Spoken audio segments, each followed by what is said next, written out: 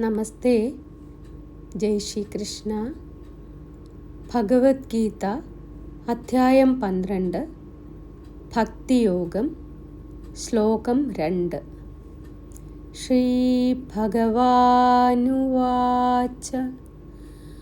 മയ്യാവേശ്യമനോ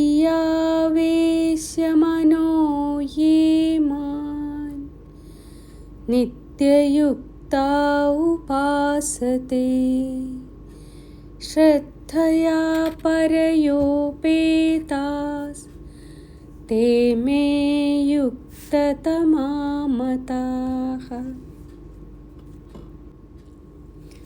ഭഗവാൻ പറഞ്ഞു, എന്നിൽ മനസ്സിനെ പൂർണ്ണമായി ഏകാഗ്രമാക്കി നിത്യവും ഭക്തിയോടെ എന്നെ ആരാധിക്കുന്നവരും പരമമായ വിശ്വാസത്തോടെ എന്നെ ആശ്രയിക്കുന്നവരും അവരാണ് എൻ്റെ അഭിപ്രായത്തിൽ ഏറ്റവും ശ്രേഷ്ഠരായ യോഗികൾ.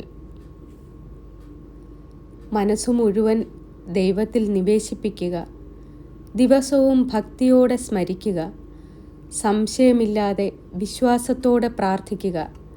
ഇങ്ങനെ ചെയ്യുന്നവർ ദൈവത്തിൽ ഏറ്റവും പ്രിയപ്പെട്ടവരും ഉന്നതമായ യോഗികളുമാണ്. മനസ്സും വിശ്വാസവും ദൈവത്തിൽ ഉറപ്പിച്ചാൽ അതാണ് ഏറ്റവും വലിയ യോഗം. നന്ദി.